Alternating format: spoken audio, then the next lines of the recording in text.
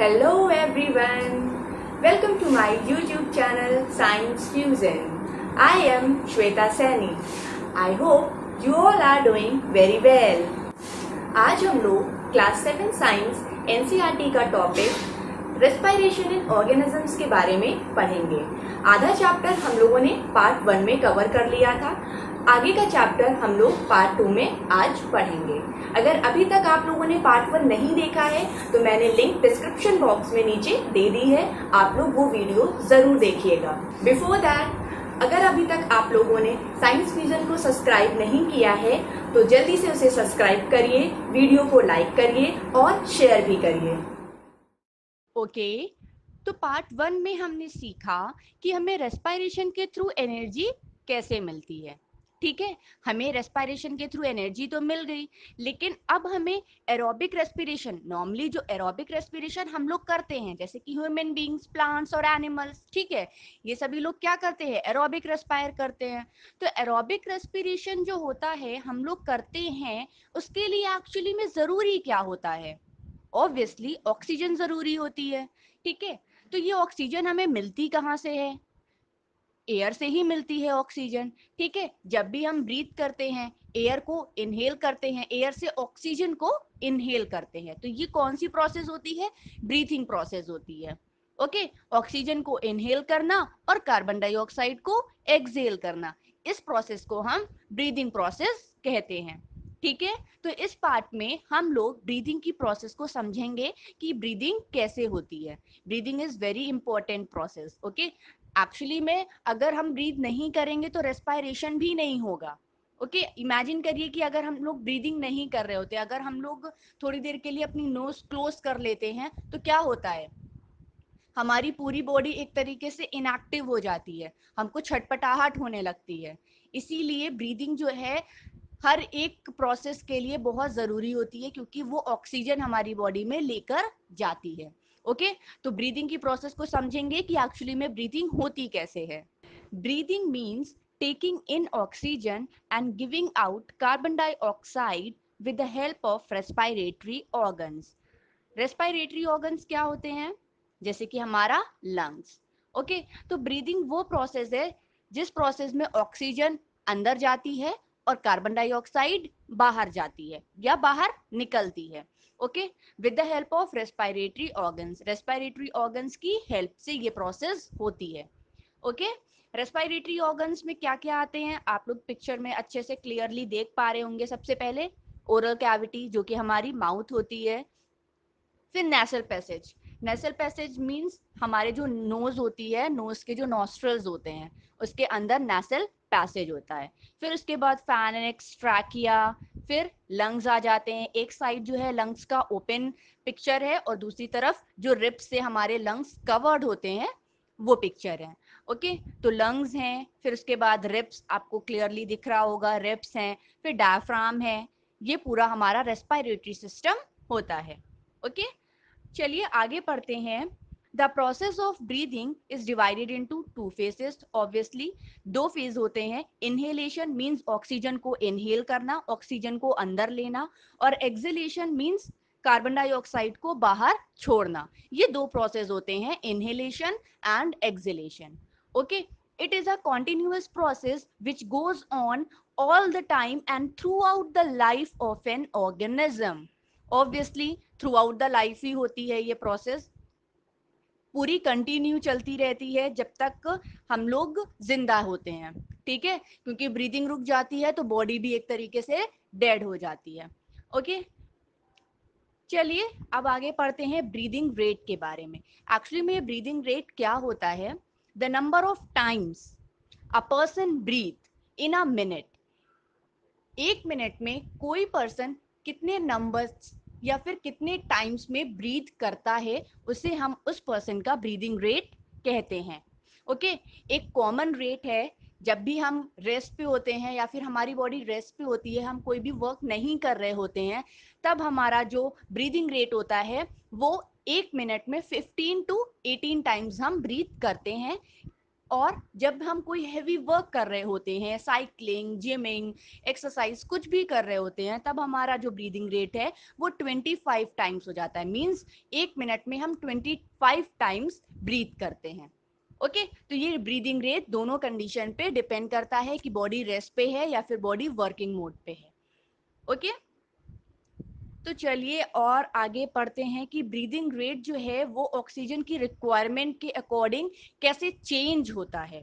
Breathing rate changes according to oxygen requirement of our body. हमारी body की जो requirement होती है, ऑक्सीजन की रिक्वायरमेंट जिस तरीके से हमारी बॉडी को रिक्वायरमेंट होती है उसी अकॉर्डिंग हमारा जो ब्रीदिंग रेट है वो चेंज भी होता है। तो ऐसे कैसे चेंज हो जाता है, चलिए पढ़ते हैं। Breathing rate of a person is slowest. Okay सबसे कम होता है जब हम सो रहे होते हैं। क्यों, ऐसा क्यों होता है? क्योंकि जब हम सो रहे होते हैं तो हमारी बॉडी कोई वर्क नहीं कर रही होती है, बिल्कुल रेस्ट पे होती है।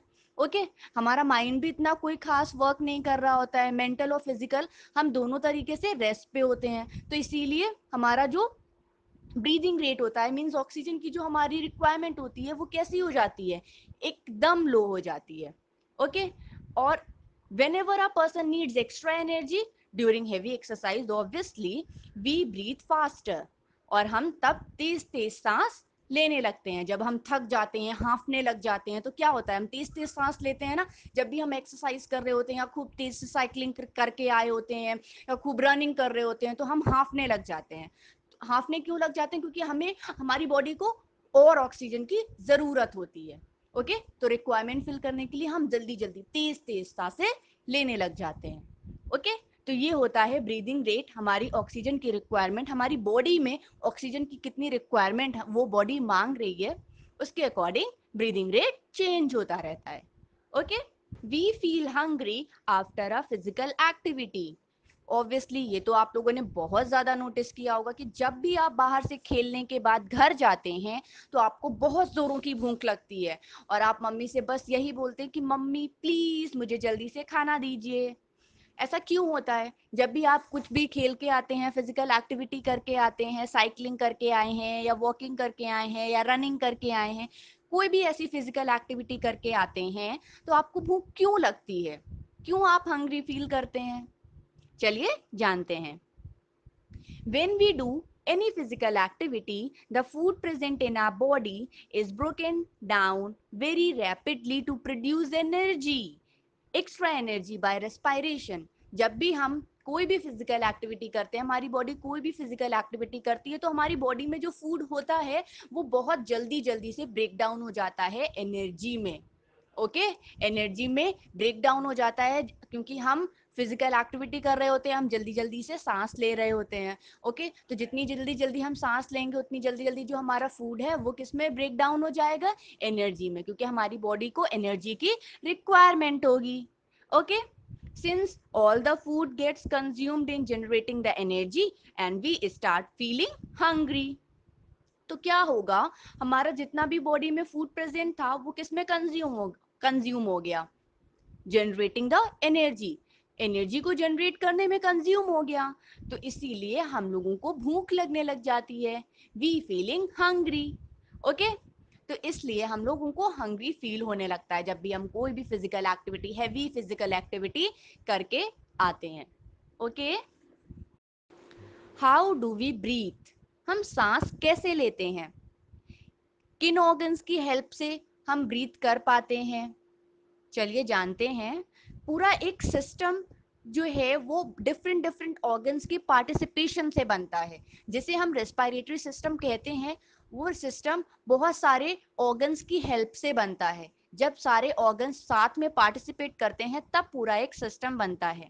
ओके तो रेस्पिरेटरी सिस्टम किन किन ऑर्गन्स के पार्टिसिपेशन से बनता है? सबसे पहले nostril, nasal cavity, pharynx, larynx, trachea, lungs and diaphragm. Okay ये सारे जो ऑर्गन्स हैं ये मिलकर एक रेस्पिरेटरी सिस्टम को बनाते हैं। ओके तो चलिए इन सभी पार्ट्स को हम थोड़ा सा डीपली जान लेते हैं। ये पार्ट्स क्या है? Nose has 2 holes called nostril. Nose की जो ओपनिंग होती है, जो 2 होल्स हैं उनको हम नॉस्ट्रल कहते हैं, जैसे कि आप सभी जानते हैं नॉस्ट्रल्स हैं। ओके। फिर नेसल पैसेज जो है वो नॉस्ट्रल को ट्रैकिया से ज्वाइन करता है, जिसे हम विंड पाइप भी कहते हैं। Lungs are present in chest cavity. Lungs जो है हमारे चेस्ट कैविटी में प्रेजेंट होते हैं। Chest cavity is surrounded by ribs. ठीक है, चारों तरफ से रिब से सराउंडेड होती है, घिरी हुई होती है, just for protection of our lungs. Okay. A large muscular sheet called diaphragm. Lungs के नीचे एक muscular thin muscular sheet present होती है, जिसे हम डायफ्राम कहते हैं। डायफ्राम का भी ब्रीदिंग में बहुत इंपॉर्टेंट रोल होता है, वो अभी हम आगे पढ़ेंगे। ओके। तो चलिए पहले एक बार हम लोग और अच्छे से ह्यूमन रेस्पिरेटरी सिस्टम देख लेते हैं। जैसे कि अभी मैंने बताया, आपने एयर ब्रीथ की। ओके। एयर ब्रीथ की, आपके नॉस्ट्रल से होते हुए वो नेसल पैसेज में गई, यहाँ से फाइनेक्स लैनेक्स से होते हुए ये गई आपके ट्रैकिया में। ओके। ट्रैकिया से गई ये आपके दोनों लंग्स में। ऑब्वियसली दो लंग्स हैं, दोनों लंग्स में बराबर से एयर जाएगी, ऑक्सीजन जाएगी। और लंग्स में जाकर अब क्या होगा, आपकी जो ऑक्सीजन है वो चली जाएगी आपके ब्लड में। ओके। ऑक्सीजन ब्लड में गई और वो ब्लड क्या करेगा, ब्लड उस ऑक्सीजन को ट्रांसफर कर देगा आपके हर एक सेल में। बॉडी में जितने सेल्स हैं उन सेल्स में वो ब्लड चला जाएगा, ब्लड के थ्रू ऑक्सीजन चली जाएगी। और फिर उसके बाद क्या होगा, रेस्पायरेशन हो जाएगा। ओके। क्योंकि सेल्स में क्या प्रेजेंट है, mitochondria. Mitochondria site of respiration, cellular respiration, जैसे कि हम लोगों ने पार्ट 1 में पढ़ा था। ठीक है। अब क्या बनेगा, एंड प्रोडक्ट्स क्या होते हैं रेस्पायरेशन के, carbon dioxide, water and energy. Okay.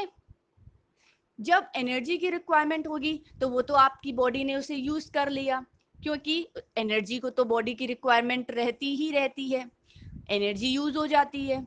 उसके बाद कार्बन डाइऑक्साइड और वाटर वेपर वापस ब्लड ले जाएगा लंग्स में, और लंग्स के थ्रू उसी रास्ते से नेसल पैसेज के होते हुए एक्सहेलेशन के टाइम पर कार्बन डाइऑक्साइड और वाटर वेपर एक्सहेल हो जाएंगी। ओके। तो ये होता है पूरा हमारा ब्रीदिंग प्रोसेस। ओके।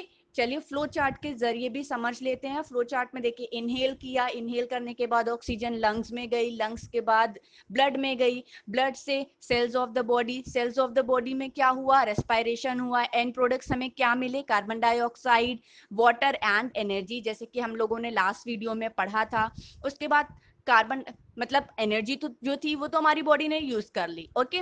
इसीलिए कार्बन डाइऑक्साइड और वाटर जो है वो फिर से ब्लड में एंटर होंगे, एंटर के बाद वो फिर से वापस से लंग्स में जाएंगे, और लंग्स के बाद फिर वो एक्सेल हो जाएंगे। एक्सेलेशन के टाइम पर कार्बन डाइऑक्साइड और वाटर वेपर एक्सेल हो जाएंगे। ओके। तो ये होता है पूरा ब्रीदिंग का प्रोसेस। ओके। तो जब हम एक्सेल करते हैं और इनहेल करते हैं तो कुछ मूवमेंट्स होते हैं हमारे रेस्पिरेटरी सिस्टम में। वो कैसे मूवमेंट होते हैं और किस चीज का मूवमेंट होता है, अभी मैंने आपको बताया था डायफ्राम का।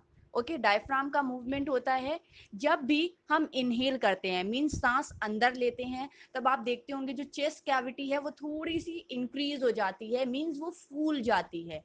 ओके। तो जब भी हम इनहेल कर रहे हैं या फिर हम जब भी सांस ले रहे हैं, तब डायफ्राम जो है वो नीचे की तरफ आता है, और जो लंग्स हैं हमारे वो एक्सपैंड हो जाते हैं। रिब्स जो है वो आउटवर्ड्स चली जाती हैं। आउटवर्ड जाएंगी तभी तो हमारी जो चेस्ट कैविटी है वो एक्सपेंड करेगी। ओके। इससे आपकी चेस्ट कैविटी जो है वो बढ़ जाती है, एक्सपैंड हो जाती है, और इसी वजह से आप एयर इनहेल कर पाते हैं। और ऐसे ही जस्ट अपोजिट होता है जब हम एक्सेल करते हैं। जब हम सांस बाहर को छोड़ते हैं तब हमारी चेस्ट कैविटी जो है वो कैसी हो जाती है, कॉन्ट्रैक्ट हो जाती है, हमारे रिब्स इनवर्ड की तरफ हो जाते हैं। जैसे कि आप दूसरे डायग्राम में आप देख रहे होंगे, जो हमारी चेस्ट कैविटी है वो कैसी हो रही है, थोड़ी सी श्रिंक हो जा रही है, कॉन्ट्रैक्ट हो जा रही है। ओके। और डायफ्राम जो है वो अपने ओरिजिनल शेप में आ जाता है।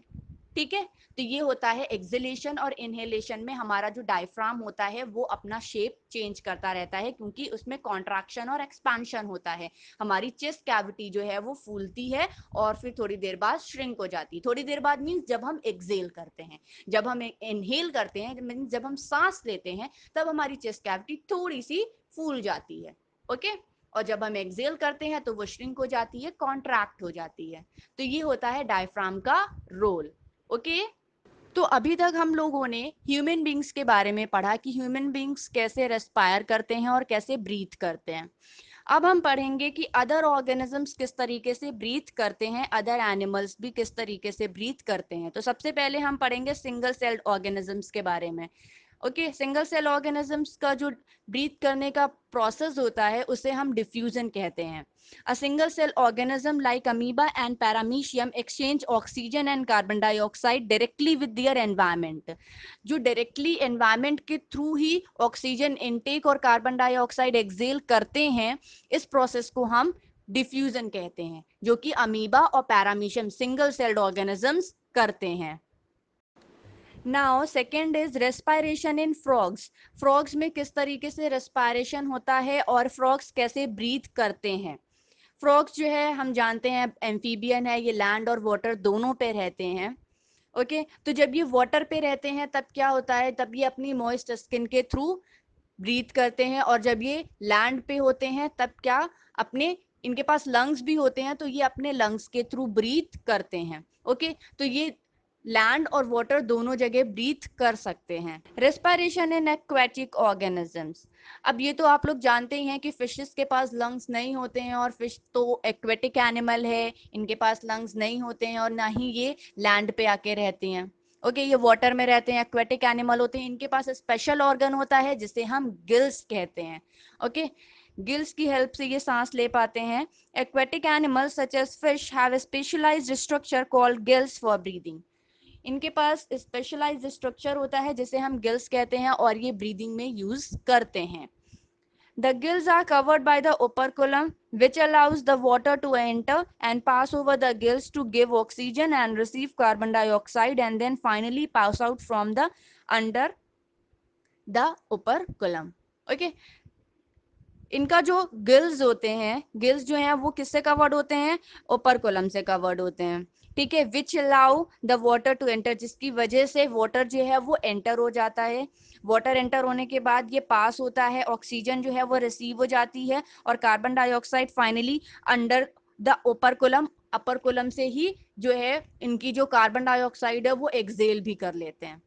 ओके, तो ओपरकुलम जो गिल्स का मेन पार्ट है वो ओपरकुलम होता है। ओपरकुलम की हेल्प से इनका पास इन और पास आउट हो पाता है, ऑक्सीजन पास इन होती है और कार्बन डाइऑक्साइड पास आउट हो पाती है। तो ये याद रखिएगा कि जो फ्रॉग है, फ्रॉग में जो है वो दोनों एम्फीबियन होता है, वो लैंड और वाटर दोनों पे रह सकता है। तो जब वो लैंड पे होता है तब वो लंग्स के थ्रू ब्रीथ करता है, और जब वो वाटर में होता है तो अपनी मॉइस्ट स्किन के थ्रू ब्रीथ करता है। इंसेक्ट्स जो हैं वो स्पाइरकल्स के थ्रू ब्रीथ करते हैं, और फिशेस जो हैं वो गिल्स के थ्रू ब्रीथ करती हैं। अब आपने ये देख लिया ना, अदर अदर ऑर्गेनिजम्स जो हैं उनके पास डिफरेंट डिफरेंट जितने भी ऑर्गेनिजम्स हैं सबके डिफरेंट मेथड्स हैं ब्रीथ करने के। आई होप आप लोगों को ये चैप्टर क्लियर हो गया होगा।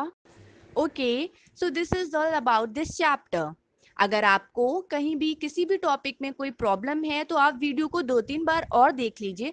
आई होप आपको क्लियर हो जाएगा, एंड आई रियली होप आपको चैप्टर से बहुत कुछ नया सीखने को मिला होगा। अपना फीडबैक कमेंट सेक्शन में ज़रूर दें, और अगर अभी तक आपने साइंस फ्यूजन को सब्सक्राइब नहीं किया है तो सब्सक्राइब कर लीजिए, वीडियो को लाइक ज़रूर कीजिए और अपने दोस्तों को शेयर भी कीजिए। तो चलिए मिलते हैं अब हम लोग नेक्स्ट चैप्टर में नेक्स्ट वीडियो के साथ। Till then take care, bye bye.